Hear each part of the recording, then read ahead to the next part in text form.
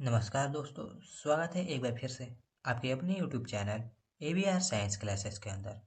तो दोस्तों, इस वीडियो के अंतर्गत हम लोग क्लास 10 के फिजिक्स विषय में मोस्ट इम्पोर्टेंट क्वेश्चन के बारे में बात करने वाले हैं।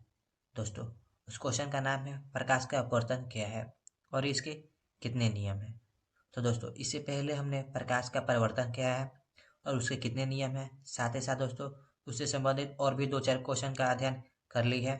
तो दोस्तों, मैंने उन वीडियो का लिंक डिस्क्रिप्शन में दे दी है, आप लोग वहां से जाकर वीडियो को देख सकते हैं। तो चलिए दोस्तों, बिना टाइम वेस्ट किए इस वीडियो में आगे की ओर बढ़ते हैं। तो दोस्तों, प्रकाश का अपवर्तन किसे कहते हैं? प्रकाश किरणों का एक पारदर्शी माध्यम से दूसरे पारदर्शी माध्यम में जाने पर प्रकाश की किरणों का दिशा परिवर्तन या प्रकाश के मुड़ने की घटना को प्रकाश का अपवर्तन कहते हैं। यानी कि दोस्तों, जब प्रकाश की किरण एक पारदर्शी माध्यम, यहाँ पर पारदर्शी माध्यम का मतलब है दोस्तों कि ऐसा माध्यम जिसमें प्रकाश आसानी से पार कर जाए, ऐसा माध्यम जिसमें प्रकाश आसानी से पार कर जाए, वैसे माध्यम को क्या कहते हैं दोस्तों? पारदर्शी माध्यम कहते हैं। तो कह रहा है कि प्रकाश की किरणों का एक पारदर्शी माध्यम से दूसरे पारदर्शी माध्यम में जाने पर प्रकाश की किरणों का दिशा परिवर्तन या प्रकाश के मुड़ने की घटना, यानी कि दोस्तों, जब एक प्रकाश की किरण दूसरे एक पारदर्शी माध्यम से दूसरे पारदर्शी माध्यम में जाता है तो प्रकाश की किरणों में कुछ दिशा परिवर्तन होता है, प्रकाश कुछ मुड़ जाता है। तो प्रकाश की किरणों का दिशा परिवर्तन या प्रकाश के मुड़ने की जो घटना है उसी को हम लोग क्या बोलते हैं दोस्तों? प्रकाश का अपवर्तन कहते हैं। ठीक, जिसमें दोस्तों यहाँ पर आप देखिए, यहाँ पर दोस्तों आपको दिखाया गया है कि ये मान लेते हैं कि मेरा क्या है, एक हवा माध्यम है और ये क्या है, एक पानी माध्यम है। ये एक हवा माध्यम है और ये एक पानी माध्यम है। क्योंकि हवा जो होता है वो पारदर्शी माध्यम होता है क्योंकि इसमें से प्रकाश आसानी से पार कर जाता है दोस्तों। और पानी भी आपके क्या होता है, पारदर्शी माध्यम होता है क्योंकि इसमें से भी प्रकाश क्या होता है दोस्तों, आसानी से पार हो जाता है।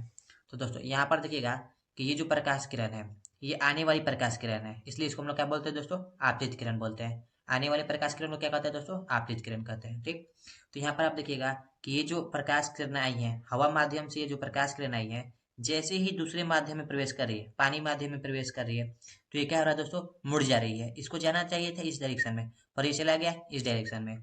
तो जब प्रकाश किरण एक पारदर्शी माध्यम से दूसरे पारदर्शी माध्यम में जाता है तो उसकी किरण जो होती है उस किरण की दिशा में कुछ परिवर्तन होती है, उसकी किरण की दिशा में कुछ परिवर्तन होती है, यानी कि प्रकाश किरण कुछ मुड़ जाती है। तो प्रकाश के ये जो मुड़ने की घटना है, प्रकाश के दिशा में परिवर्तन जो हो रहा है या फिर बोले कि मुड़ने की जो घटना है, इसी घटना को हम लोग क्या कहते हैं? प्रकाश का अपवर्तन कहते हैं। यानी कि जब प्रकाश किरण एक पारदर्शी माध्यम से दूसरे पारदर्शी माध्यम में जाता है तो पर जाता है तो प्रकाश की किरणों का दिशा परिवर्तन या प्रकाश के मुड़ने की घटना को प्रकाश का अपवर्तन कहते हैं। दोस्तों, ये आपको समझ में आ गया होगा कि प्रकाश का अपवर्तन क्या है। यानी कि जब एक प्रकाश किरण आता है एक पारदर्शी माध्यम से, जैसे ही दूसरे पारदर्शी माध्यम में जाता है तो उसकी किरण जो होती है कुछ मुड़ जाती है। तो ये किरण के मुड़ने की जो घटना है इसी को हम लोग क्या बोलते हैं? प्रकाश का अपवर्तन कहते हैं। अब दोस्तों इसका कुछ नियम है, तो उस नियम से पढ़ने से पहले दोस्तों हम लोग यहाँ पर आपतित किरण क्या होता है, अभिलंब क्या है, आपतन बिंदु क्या है और ये अपवर्तित किरण क्या है, इन सभी के बारे में बात कर लेते हैं। तो दोस्तों, आपतित किरण क्या होता है? तो आने वाली जो किरण होती है, आने वाली जो किरण होती है उसको हम लोग क्या बोलते हैं दोस्तों? आपतित किरण बोलते हैं। आने वाली किरण को क्या बोलते हैं दोस्तों? आपतित किरण बोलते हैं। और ये पहली माध्यम में होता है, पहली माध्यम में जहां से प्रकाश किरण आती है उसको बोलते हैं आपतित किरण। और दूसरी माध्यम के सतह के जिस बिंदु पर ये प्रकाश किरण आती है उसको हम लोग क्या बोलते हैं दोस्तों? आपतन बिंदु बोलते हैं। आपतन बिंदु क्या है? तो आने वाली किरण दूसरी माध्यम के सतह के जिस बिंदु पर यह आपतित होती है, आने वाली किरण दूसरी माध्यम के सतह के जिस बिंदु पर आपतित होती है उस बिंदु को क्या बोलते हैं दोस्तों? आपतन बिंदु कहते हैं। और दूसरी माध्यम में दोस्तों ये प्रकाश किरण जो है दूसरी माध्यम में क्या हो रहा है? मुड़कर निकल रही है। दूसरी माध्यम में क्या हो रहा है? अपवर्तित होकर निकल रही है। तो जो अपवर्तित होकर किरण निकल रही है इसको हम लोग क्या बोलते हैं? अपवर्तित किरण कहते हैं। आने वाली किरण को आपतित किरण और अपवर्तित होकर जाने वाली किरण को क्या बोलते हैं दोस्तों? अपवर्तित किरण कहते हैं। और ये आपतित किरण जिस बिंदु पर आता है उसको हम लोग क्या बोलते हैं? आपतन बिंदु कहते हैं। आने वाली किरण आपतित किरण और जिस बिंदु पर आता है उस बिंदु का आपतन बिंदु, और अपवर्तित होकर जाने वाली किरण अपवर्तित किरण कहलाती है। और इस आपतन बिंदु पर एक अभिलंब खींचा गया है, यानी कि 90 डिग्री पे एक रेखा खींचा गया, अभिलंब खींचा गया, जिसको क्या बोलते हैं दोस्तों? हम लोग अभिलंब कहते हैं। तो दोस्तों आपको समझ में आ गया होगा कि आपतित किरण क्या होता है। आने वाली किरण और जाने वाली किरण को, अपवर्तित होकर जाने वाली किरण को हम लोग बोलते हैं अपवर्तित किरण। जिस बिंदु पर आती है उसको आपतन बिंदु, और यहाँ पर एक अभिलंब खींचा गया जिसको क्या बोलते हैं? अभिलंब। अब हम लोग दोस्तों प्रकाश के अपवर्तन का नियम समझते हैं। चूंकि हम लोग आपतित किरण, आपतन बिंदु अभिलंब, अपवर्तित किरण, ये सब जान चुके हैं। तो दोस्तों बढ़ते हैं आगे की ओर। तो कह रहा है प्रकाश के अपवर्तन के कितने नियम हैं। तो प्रकाश के अपवर्तन के कितने नियम है दोस्तों? 2 नियम है। कितने नियम है? 2 नियम है। पहला क्या कहता है दोस्तों? आपतित किरण, अपवर्तित किरण और आपतन बिंदु पर डाला गया अभिलंब तीनों एक ही समतल पर होता है। आपतित किरण, अपवर्तित किरण और आपतन बिंदु पर डाला गया अभिलंब तीनों क्या होता है दोस्तों? एक ही समतल पर होता है। दोस्तों अभी हम लोगों ने इसको देख कर आए हैं, चलिए भाई फिर से देख लेते हैं। तो यहाँ पर देखिए दोस्तों, ये आपतित किरण, ये अपवर्तित किरण, आपतन बिंदु पर डाला गया अभिलंब तीनों क्या है दोस्तों? एक ही समतल पर है, एक ही सतह पर है। यानी कि आपतित किरण, अपवर्तित किरण, आपतन बिंदु पर डाला गया अभिलंब तीनों क्या होता है दोस्तों? एक ही सतह पर होता है। ठीक, ये पहला नियम था। दूसरा नियम क्या कहता है दोस्तों? किन्हीं दो माध्यमों और प्रकाश के किसी विशेष वर्ण के लिए, यानी कि वर्ण करने का मतलब रंग, किन्हीं दो माध्यमों और प्रकाश के किसी विशेष वर्ण यानी कि रंग के लिए आपतन कोण की जया, आपतन कोण की जया, जय का मतलब होता है दोस्तों साइन। आपतन कोण क्या होता है? आने वाली किरण और अभिलंब के बीच का जो कोण बनता है उसको हम लोग बोलते हैं आपतन कोण। यहाँ पर देख लेते हैं दोस्तों, आपतन कोण और ये अपवर्तन कोण क्या होता है दोस्तों? तो आपतित किरण और अभिलंब के बीच का जो कोण होता है, आपतित किरण और अभिलंब के बीच का जो कोण होता है उसको हम लोग क्या बोलते हैं दोस्तों?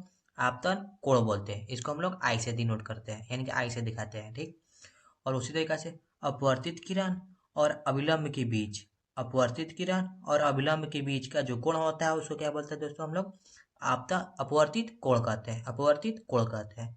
आपतित किरण और अभिलंब के बीच का कोण आपतन कोण, अपवर्तित किरण और अभिलंब के बीच का कोण को अपवर्तन कोण कहते हैं। तो दोस्तों सेकेंड नंबर नियम कहता है कि किन्हीं दो माध्यमों के लिए प्रकाश के किसी विशेष वर्ण यानी कि रंग के लिए आपतन कोण की जया, आपतन कोण यानी कि आई, और जया का मतलब साइन यानी कि साइन आई, आपतन कोण की जया साइन आई, और अपवर्तन कोण की जया, अपवर्तन कोण यानी कि स्मॉल आर, और जया यानी कि साइन। आपतन कोण की जया साइन आई और अपवर्तन कोण की जया साइन आर का अनुपात एक नियतांक होता है। यानी कि दोस्तों कह रहा है कि किन्हीं दो माध्यमों के लिए और किसी प्रकाश के किसी विशेष वर्ण के लिए यानी किसी विशेष रंग के लिए आपतन कोण की जया का जो मान होता है और अपवर्तन कोण की जया यानी कि साइन आर, इसका जो अनुपात निकलता है वो अनुपात क्या होता है दोस्तों? एक नियतांक होता है। किसी भी विशेष वर्ण के लिए आपतन कोण की जया और अपवर्तन कोण की जया का अनुपात क्या होता है दोस्तों? एक नियतांक होता है। यदि आपतन कोण आई हो और अपवर्तन कोण आर हो तो प्रकाश के अपवर्तन के नियम से साइन आई अब बटा में साइन आर, आपतन कोण की जया साइन आई और अपवर्तन कोण की जया साइन आर बराबर क्या लिखा गया है? एक नियतांक लिखा गया है। यानी कि दोस्तों पहला नियम कहता है कि आपतित किरण, अपवर्तित किरण, आपतन बिंदु पर डाला गया अभिलंब तीनों एक ही समतल पर होता है, यानी कि तीनों एक ही सतह पर होता है। और दूसरा नियम कहता है कि किन्हीं दो माध्यमों के लिए और प्रकाश के किसी विशेष वर्ण यानी कि रंग के लिए आपतन कोण की जया यानी कि साइन आई और अपवर्तन कोण की जया यानी कि साइन आर का जो अनुपात होता है वो क्या होता है दोस्तों? एक नियतांक निकलता है। यानी कि जो अनुपात निकलेगा वो में से एक नियतांक होता है। ठीक, तो इसको हम लोग साइन आई बटा में साइन आर बराबर एक नियतांक होता है। ठीक दोस्तों, ये जो प्रकाश के अपवर्तन का जो सेकंड नियम है इसको हम लोग स्नेल का नियम भी कहते हैं। क्या कहते हैं दोस्तों? स्नेल का नियम भी कहते हैं। तो आपको याद कर लीजिएगा कि प्रकाश के अपवर्तन का जो सेकंड नियम है इसी को हम लोग क्या बोलते हैं? स्नेल का नियम, स्नेल का नियम। डायरेक्टली क्वेश्चन पूछ सकता है दोस्तों कि स्नेल का नियम क्या है, तो वहां पर भी आपको ये लिखना होगा कि किन्हीं दो माध्यमों और प्रकाश के किसी विशेष वर्ण के लिए आपतन कोण की जया साइन आई और अपवर्तन कोण की जया साइन आर का अनुपात क्या होता है दोस्तों? एक नियतांक होता है। और अंत में देना आपको साइन आई बटा में साइन आर बराबर एक नियतांक। तो दोस्तों ये रहा आपका प्रकाश के अपवर्तन क्या है और इसके कितने नियम है। तो दोस्तों आशा है कि आपको ये वीडियो अच्छी लगी होगी और आपको प्रकाश के अपवर्तन और इसके कितने नियम है ये अच्छी तरीके से समझ में आ गई होगी। तो दोस्तों मिलते हैं एक नई वीडियो के अंदर और नए टॉपिक के साथ।